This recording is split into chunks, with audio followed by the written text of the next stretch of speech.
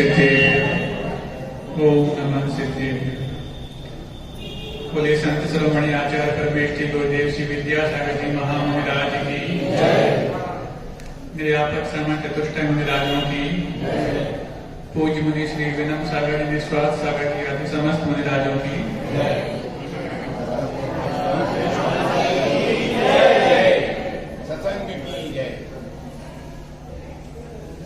अभी मुनिराज ने जो बात कही वो जैसा उन्होंने यहाँ अवलोकन किया था उसके आधार पर 100% सत्य कहा है। रही बात आपने जो अपनी बात रखी है वो भी ठीक ही होगी, लेकिन यदि हम स्तुति करने में माहिर हैं तो प्रस्तुति करने में भी माहिर अवश्य होना चाहिए, क्योंकि आपकी स्तुति को स्वयं आप परख सकते हैं अथवा जिसकी स्तुति की जा रही है वो पहचान सकते हैं, लेकिन प्रस्तुति को दुनिया का हर एक व्यक्ति पहचान लेता है। एक शब्द है कला। कला को आप समझते हैं, आर्ट। और जो कला को पहचान कर लेता है, कला की परख जिसको होती है उसको कलाप बोलते हैं। और कला की परख रखने वाले जो भाव होते हैं उसको कालापी बोलते हैं। बात समझ में आ रही है आपको?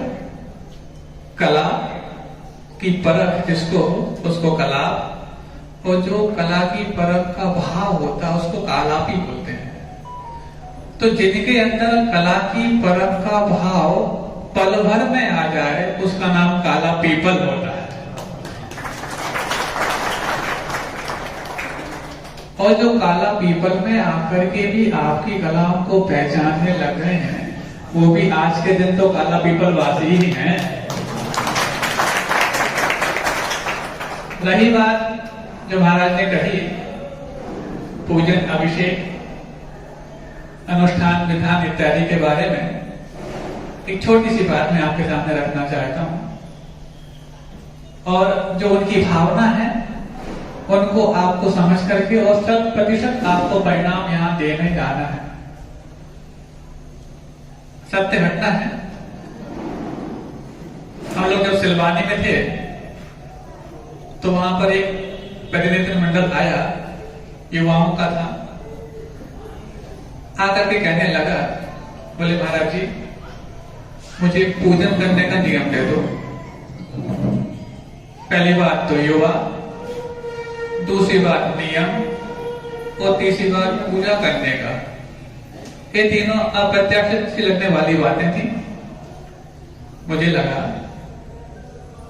ये सिलवानी में अचानक ये सतयुग का उदय कहां से होने लग गया कि महाराज यदि किसी को कुछ समझाएं उसके बाद वो फिर समझे और पालन करने के लिए मन बनाए और फिर उसके बाद संकल्प ले तो बात समझ में आती है। यहाँ तो कुछ कहा ही नहीं गया और आकर के वो स्वयं कह रहे हैं कि पूजन करने का नियम दे दो, और वो भी स्थानीय नहीं, कहीं बाहर से आए हुए थे। तो मुझे लगा ऐसी क्या बात हो गई। तो मैंने पूछा क्यों भाई, मैंने तो कहा नहीं आपने नियम ले लो, अपने मन से ऐसा क्यों कह रहे हो? बोले महाराज जी पहले आपने कई बार कही थी, तो कई बार कही थी तो उस समय तो आपने मानी थी, मैं आज क्यों मान रहे हो, ऐसा क्या कर दिया? बोले महाराज जी अभी हम लोग एक वास्तु की क्लास अटेंड करके आए हुए इंदौर से, और वो वास्तु की क्लास जो थी वो इंदौर में ना रख करके वहां के पास एक क्षेत्र है वहां पर उन्होंने रखी थी। क्षेत्र का नाम तो बताना नहीं चाहते, और क्षेत्र पर इसलिए रखी थी कि क्षेत्र पर स्थान भी काफी होता है। जो 3-4 दिन की वो क्लास लगेगी तो वहां पर उनके लिए रुकने उठने बैठने खाने पीने की व्यवस्था सहजता से हो जाएगी।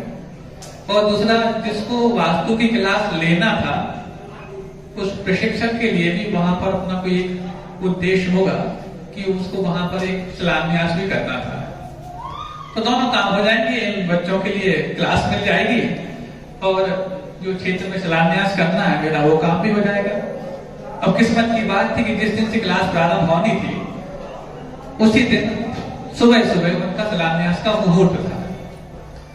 तो जो जितने भी प्रशिक्षार्थी आए थे वास्तु की क्लास अटेंड करने के लिए, वास्तु तो आप समझते ना, वास्तु विज्ञान समझते ना आप लोग कि नहीं जानता?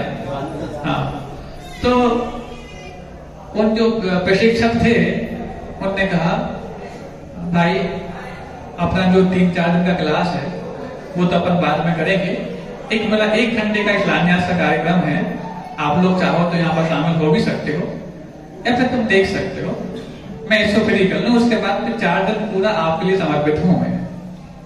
ठीक है, और यदि आप यहाँ शामिल हो रहे हैं तो बिल्कुल बारीकी से अध्ययन करना, और जो मैं यहाँ कहता जा रहा हूँ हो मेरी बात पे विश्वास, तो यहाँ पर अच्छे से देखते भी जाना और करते भी जाना। ठीक है, अब उन बच्चों के लिए तो आए सलाना से क्या मतलब, तुम कुछ भी करते रहो, अब चूंकि आप हमारे वास्तु के प्रशिक्षक हैं तो आपकी बात माननी अनिवार्य है, इस बात से जुड़ गए वहां पर, बोले सब बैठ जाओ, जितने भी 40-50 लोग थे सब जाके बैठ गए वहां पर। अब उन वास्तुविद ने सबसे पहले कहा, बोले एक शिलान्यास का कार्यक्रम प्रारंभ करने के पहले मैं एक प्रयोग करना चाहता हूँ। क्या? वो एक कॉपर की रॉड होती है ना, एल शेप की, कभी देखा आपने, कभी पानी वानी निकालते हैं तो घूमती ऐसे पकड़ लेते हैं उसको, जहाँ वो अच्छे से घूमने लग जाते हैं तो वहां पानी होता है जमीन में, ऐसा कुछ वो करके देखते हैं, परीक्षण करते हैं पानी के। तो सबके हाथों में वो कॉपर की रॉड दे दी गई, बोले अब तुम यहाँ इस क्षेत्र की एनर्जी फील करो, कैसी क्या एनर्जी है। तो सबके हाथ में उन्होंने पकड़ी एल शेप की रॉड, एल शेप ऐसा पकड़ लिया आपने सबने, अब सब कुछ पकड़े हैं तो पकड़े ही हैं उसको, वो काय घूमने वाली।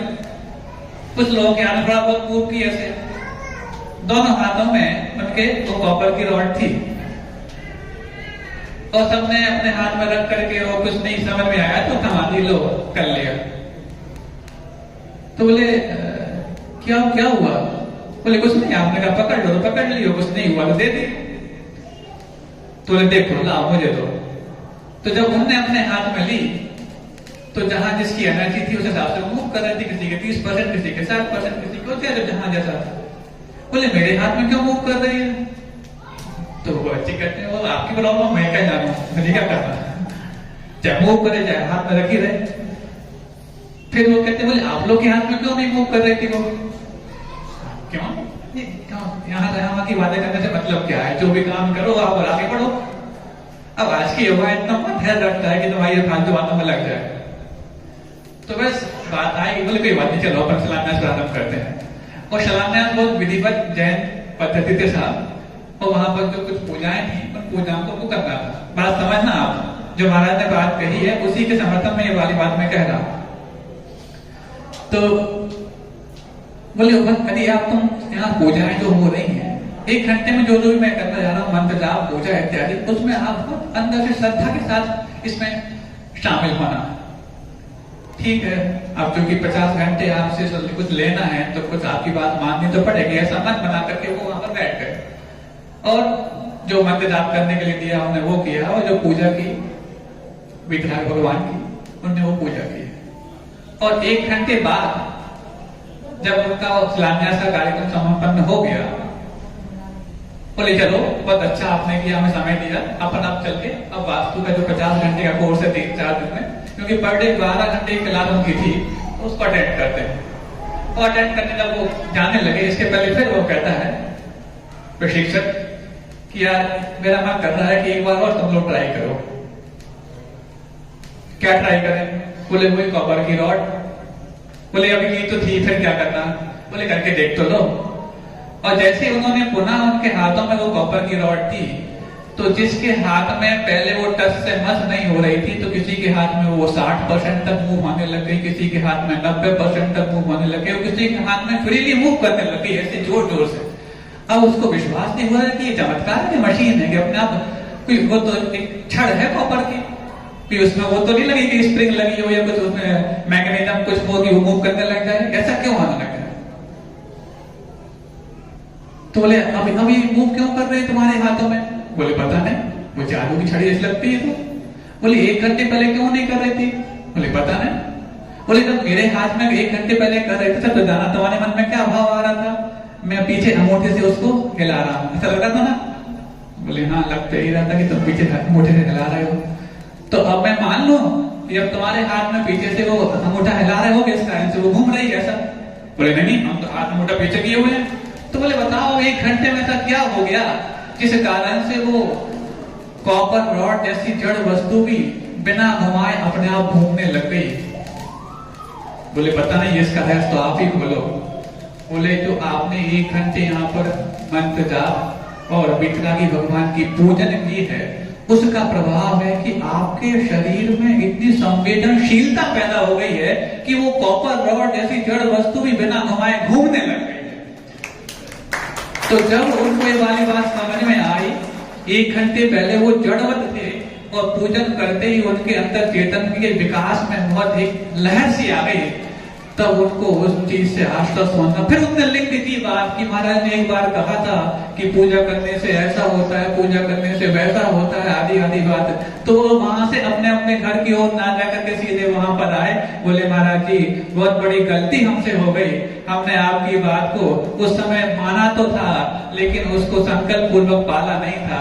आज उसको संकल्प पूर्वक पालने का मुझे आप नियम दे दो ताकि हम इस प्रकार की मनमानी अब आगे ना कर पाए। बंधुओं, ये तो बहुत छोटी सी घटना है।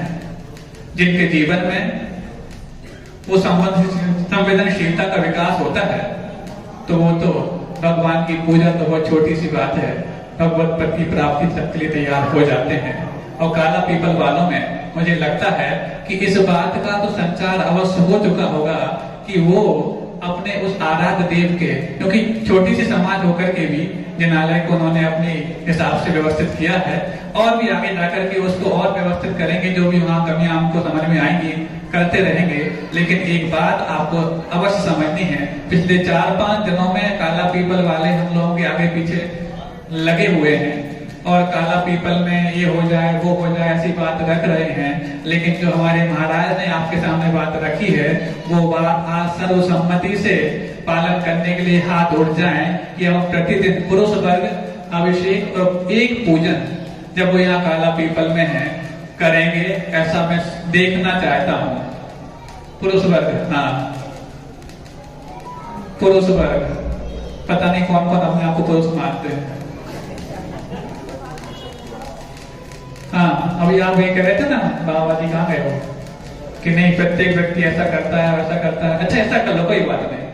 आप लोग पूजा नहीं कर पाओगे ना, सभी लोग बैठे थे मंदिर सब आते हो ऐसा उन्होंने कहा। अच्छा मंदिर कितने लोग नहीं आते, हाथ उठाओ। सब आते हैं, मतलब कितने लोग आते हैं? अच्छा बताओ कितने लोग मंदिर आते हैं? एक आध व्यक्ति छोड़ के बाकी सब आते हैं। आप नहीं आते, आवाज आएंगे? हाँ हाँ ठीक, कोई बात नहीं। अच्छा ये बताओ मंदिर आते हैं, कितना समय देते हैं आप लोग? 1 घंटा नहीं, 2 मिनट तो देते होंगे कम से कम। 2 मिनट देते हैं तो कोई ना कोई वस्त्र पहनकर तो यहाँ आते हैं कि नहीं आते? कोई ना कोई वस्त्र पहनकर आते हैं। और यदि वो वस्त्र यदि आपको 2 मिनट में पहनने वाला वस्त्र मिल जाए तो आपको अलग से लाना नहीं है, हम यहाँ व्यवस्था कर देंगे, आप लोग को वस्त्र भेंट में दिए जाएंगे। चाहिए वस्त्र? कौन से वस्त्र? धोती दुपट्टा आप लोग के पास है? ऐसा कोई है जिसके पास नहीं हो तो उसकी व्यवस्था यहाँ से करा दी जाएगी।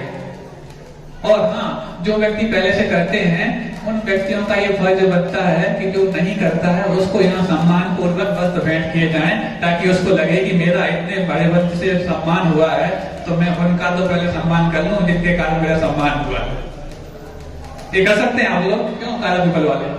तो जिनके पास वस्त्र नहीं है, धोती दुपट्टा शुद्ध, हर व्यक्ति अपने अपने शुद्ध अपने घर पे तैयार रखे। फिर आपको वो जो काली चिंदी और काले मटके अपने घर पे रखने पड़ते हैं ना, नजर न लग जाए, वो रखने की आवश्यकता नहीं पड़ेगी। सफेद वस्त्र या पीले वस्त्र ही पर्याप्त है अच्छी अच्छी बाधाओं को दूर करने के लिए। तो वो वस्त्र जिनके पास है, किनके पास है चाह दो? घर में धोती सबके पास है। अब कौन है जो अपने घर में धोती सुखाएगा अपने छत पर? कोई भी सुखा दे घर में अपने हाथ से, चाहे घर के व्यक्ति सुखा देंगे। हाँ और सुन लो, 2 महाराज ने यहाँ ये वाली बात कही है, और धोती सूखेगी तो कोई बाधा परेशान नहीं करेगी, ये वाली बात भी सुन ली है। और जिनके पास धोती और नहीं सूखी तो फिर बाधा परेशान करना हमसे मत कहना। इस बात के लिए तैयार हो जाओ, क्योंकि महाराज बोल रहे थे खरी खरी बोलते हैं वो तो, और उनकी बात यदि लग गई तो, इसलिए समझ लो पहले। तो कल से आपको सिर्फ कुछ नहीं, पूजन अभिषेक नहीं कर पा तो कोई बात नहीं, आपको सिर्फ मंदिर तो आप आते ही, नया कुछ नहीं करना, सिर्फ धोती पहन करके आपको मंदिर आना है। आपको लगे कि इस धोती का कुछ मैं प्रयोग कर लूं तो कर लेना, समय कम है तो फिर माथा पटक करके बाहर लौट जाना, लेकिन एक बार वेश परिवर्तन अवश्य कर लेना, क्योंकि महाराज की बात सुन करके भी यदि आपके भाव परिवर्तित नहीं हो रहे हैं तो उसमें एकमात्र कारण है कि आपका बाहरी वेश अभी परिवर्तित नहीं हुआ है।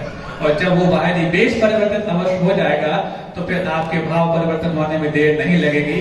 आप सबका ये भाव परिवर्तन हो, इसी भावना के साथ आचार्य परमेष्ठी गुरुदेव श्री विद्यासागर जी महाराज अभी जय नहीं, वो तभी आ पाएंगे काला पीपल में जब आपका ये भाव परिवर्तित हो जाए। हमारे परिणाम बुद्धि स्वात्मोपलब्धि शिव शौक सिद्धि चिंतामणि चिंतित वस्तु दानी त्वाम वंदे मानस आचार्य परमेष्ठी गुरुदेव श्री विद्यासागर जी महाराज की